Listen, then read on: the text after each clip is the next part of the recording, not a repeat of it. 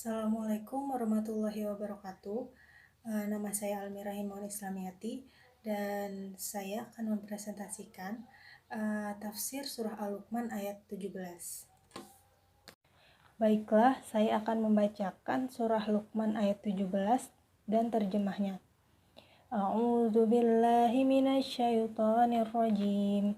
Bismillahirrahmanirrahim. Ya bunayya aqimis salata wa'mur bil ma'rufi wa anha 'anil munkari wasbir 'ala ma asabak. Inna dzalika min azmil umur. Shadaqallahul azim. Yang artinya, hai anakku, dirikanlah salat dan suruhlah manusia mengerjakan yang baik dan cegahlah mereka dari perbuatan yang mungkar dan bersabarlah terhadap apa yang menimpa kamu. Sesungguhnya yang demikian itu termasuk hal-hal yang diwajibkan oleh Allah. Baiklah, tafsir yang pertama yaitu tafsir Al-Misbah. Dalam tafsir Al-Misbah ini, surah Luqman ayat 17 ditafsirkan sebagai berikut. Luqman melanjutkan nasihatnya kepada anaknya yang dapat menjamin kesinambungan tauhid serta kehadiran ilahi dalam kalbu sang anak. Beliau berkata sambil tetap memanggilnya dengan panggilan halus, "Wahai anakku sayang, laksanakanlah sholat dengan sempurna syarat, rukun dan sunah-sunahnya.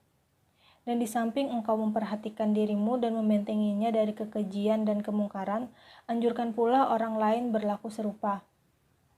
Karena itu, perintahkanlah secara baik-baik siapapun yang mampu engkau ajak mengerjakan ma'ruf dan cegahlah mereka dari kemungkaran.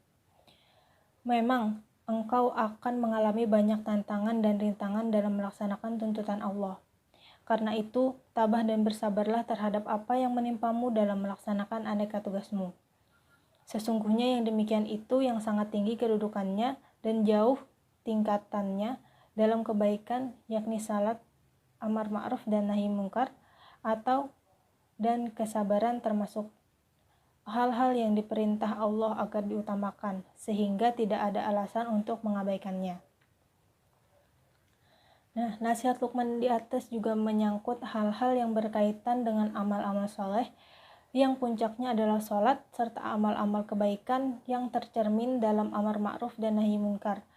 Juga nasihat berupa perisai yang membentengi seseorang dari kegagalan, yaitu sabar dan tabah. Kemudian tafsir yang kedua yaitu tafsir dari Ibnu Katsir. Tafsir Ibnu Katsir menafsirkan ayat 17 seperti berikut. Kemudian Luqman mengatakan lagi dalam nasihat berikutnya, "Hai anakku, dirikanlah sholat sesuai dengan batasan-batasannya, fardu-fardunya, dan waktu-waktunya, dan suruhlah manusia mengerjakan yang baik, dan cegahlah mereka dari perbuatan yang mungkar, sesuai dengan kemampuanmu, dan menurut kesanggupan kekuatanmu, dan bersabarlah terhadap apa yang menimpa kamu. Perlu kamu ketahui bahwa dalam mengerjakan amar ma'ruf dan nahi munkar terhadap manusia, pasti kamu akan beroleh gangguan dan perilaku yang menyakitkan dari mereka. Karena itulah, kamu harus bersabar terhadap gangguan mereka." Luqman menasihati anaknya untuk bersabar dalam menjalankan perintah amar ma'ruf dan nahi munkar itu. Firman Allah Subhanahu wa Ta'ala, "Sesungguhnya yang demikian itu termasuk hal-hal yang diwajibkan oleh Allah. Sesungguhnya bersikap sabar dalam menghadapi gangguan manusia benar-benar termasuk hal yang diwajibkan oleh Allah." Baik, tafsir yang terakhir yaitu dari Kementerian Agama. Nah, pada ayat 17 ini, Luqman mewasiatkan kepada anaknya hal-hal berikut. Yang pertama, selalu mendirikan sholat dengan sebaik-baiknya sehingga diridhoi Allah.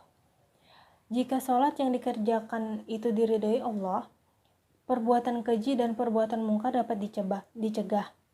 Jiwa menjadi bersih, tidak ada kekhawatiran terhadap diri orang itu, dan mereka tidak akan bersedih hati jika ditimpa cobaan dan merasa dirinya semakin dekat dengan Tuhannya. Yang kedua, yaitu berusaha mengajak manusia mengerjakan perbuatan yang baik yang diridhoi Allah, berusaha membersihkan jiwa dan mencapai keberuntungan, serta mencegah mereka agar tidak mengerjakan perbuatan-perbuatan dosa. Dan yang terakhir, selalu bersabar dan tabah terhadap segala macam cobaan yang menimpa, akibat dari mengajak manusia berbuat baik dan meninggalkan perbuatan yang munkar.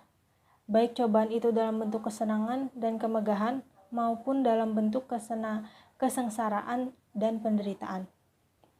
Nah, pada akhir ayat 17 ini diterangkan bahwa Allah memerintahkan 3 hal di atas karena merupakan pekerjaan yang amat besar faedahnya bagi yang mengerjakan dan memberi manfaat di dunia dan akhirat. Baik, implikasi ayat 17 ini dalam pendidikan ada beberapa. Yang pertama yaitu sholat. Sholat bukan hanya sekedar kewajiban dan bentuk taat terhadap Allah Subhanahu wa Ta'ala, tetapi sholat juga sebagai proses pembinaan diri terhadap perbuatan kejahatan dan kemungkaran. Di samping itu, sholat juga merupakan ibadah kepada Allah Subhanahu wa Ta'ala yang berfungsi untuk mencegah seseorang untuk menghindari dalam melakukan segala bentuk kemungkaran. Dengan demikian, orang tua dalam mendidik anaknya ataupun guru dalam mendidik murid-muridnya untuk sholat tidak cukup hanya dengan menyuruhnya saja, tetapi harus dengan cara mendidik mereka untuk tidak melakukan kemungkaran. Implikasi yang kedua yaitu amar ma'ruf nahi munkar. Ini merupakan pendidikan yang sangat penting untuk anak, agar nantinya anak yang akan berbuat sesuatu dengan kebaikan akan melakukannya sesuai dengan syariat agama. Begitu pula dengan nahi munkar, yaitu dengan mengarahkan anak-anak supaya mencegah segala sesuatu yang dianggap tidak sesuai dengan syariat. Kemudian implikasi yang terakhir yaitu sabar.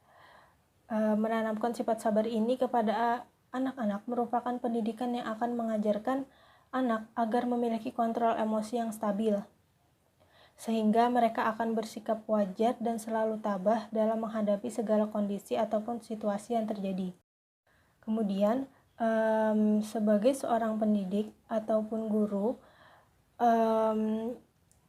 selain kita menyampaikan atau memberikan pelajaran-pelajaran umum, kita juga harus tetap menanamkan dan memberikan pengajaran-pengajaran tentang nilai-nilai agama,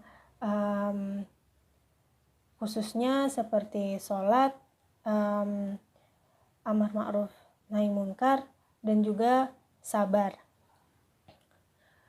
agar peserta didik tetap menjaga teguh akidahnya dan juga selalu berbuat baik. Mungkin cukup sekian penjelasan dari saya. Salah khilaf mohon maaf. Terima kasih. Wassalamualaikum warahmatullahi wabarakatuh.